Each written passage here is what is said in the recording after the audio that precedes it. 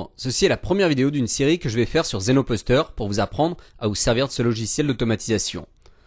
Je ne vais pas détailler toutes les fonctions dès à présent pour pas être rébarbatif. On va faire un premier essai qui est un simple enregistrement. Pour commencer un projet de Zenoposter, vous commencez par cliquer sur Record. Ici, vous saisissez l'URL où vous souhaitez aller. Vous faites entrer et vous voyez que la page s'affiche. Sur la partie de gauche, vous voyez déjà que Zenoposter en automatique enregistre les actions que vous faites. Ici, nous allons tout simplement remplir trois champs. Zenoposter vous permet soit de saisir en dur une valeur, soit de l'utiliser depuis un fichier texte. On va commencer par la saisir en dur.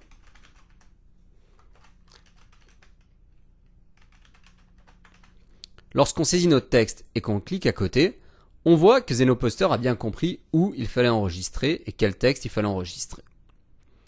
Pour des champs de type password, plutôt que d'utiliser manuellement un password qui serait toujours identique sur tous les sites, le mieux est de laisser Zenoposter travailler pour nous. Donc on clique dans le champ que l'on souhaite, on fait un bouton droit, et là on utilise la sélection Set Value from Profile et on utilise Password. On voit qu'en automatique, Zenoposter a rempli avec une variable password. On répète l'opération, Select Value from Profile, Password, et en automatique, Zenoposter a encore rempli le champ password. Maintenant, si on souhaite finaliser cet enregistrement sur ce petit formulaire, il suffirait de cliquer sur Create. Plutôt que de faire un clic gauche, c'est pas absolument parfait pour Zenoposter, le mieux est de faire un clic droit, d'aller dans To Action Designer, et on peut voir qu'un menu en dessous s'est ouvert. Dans notre cas, qu'est-ce qu'on souhaite faire?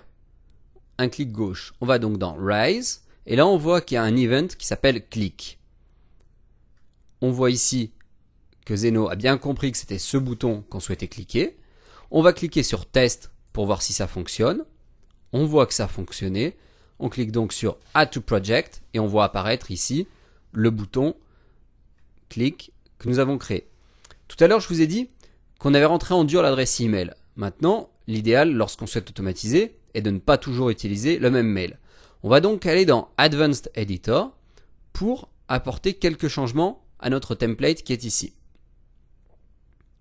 On va aller dans List et on va faire un drag and drop juste dans la barre ici. Et on va l'appeler comme on souhaite. Dans notre cas, on va l'appeler Email. On voit maintenant un petit icône qui est apparu avec le nom email. On fait un double clic et juste ici, on va pouvoir lui dire load from file parce qu'on va vouloir qu'il aille chercher toute une liste d'emails dans une file. On va cliquer aussi sur Save Change to List. Ça permettra à Zeno d'appliquer des modifications sur le fichier si l'on veut. C'est bien de prendre l'habitude de toujours le cocher.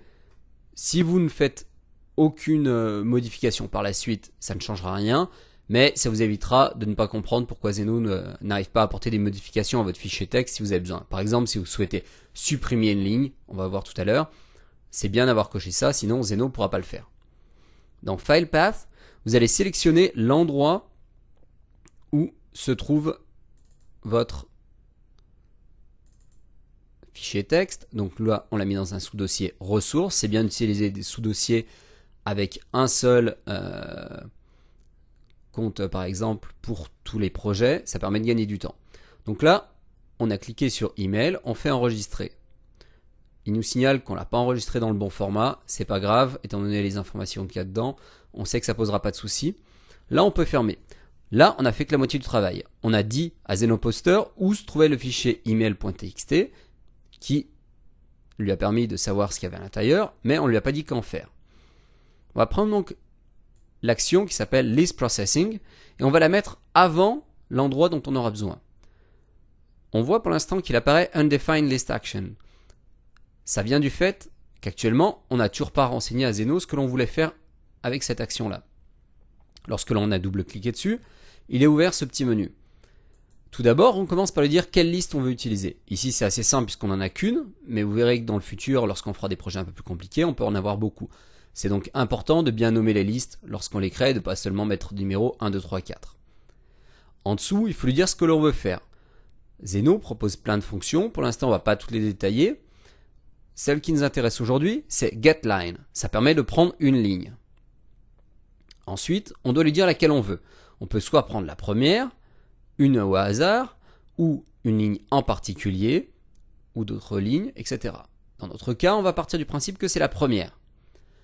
On ne souhaite pas supprimer la ligne après, donc on ne va pas cocher ça. Par contre, si on souhaitait la supprimer, par exemple, si on mettait un commentaire et qu'on souhaitait que le commentaire ne soit utilisé qu'une fois, on aurait très bien pu cliquer sur Delete Line After Take.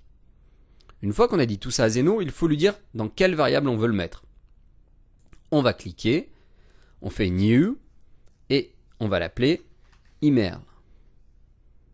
On va cliquer sur Create, et là il y a un petit bouton pour copier la valeur.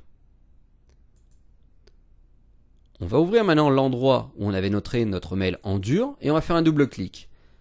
On voit ici la valeur qu'on avait notée en dur, mais on va la supprimer. Et on va faire un bouton droit coller. On voit que la variable email que nous avons créée juste là est maintenant insérée dans ce champ. Si vous avez oublié de faire un copier-coller, c'est pas grave. Vous faites bouton droit, set value from variable, et là vous voyez toutes les variables que vous avez créées. Dans notre cas, c'est un exemple très simple, on n'en a qu'une, on clique sur email et on voit apparaître. On peut fermer.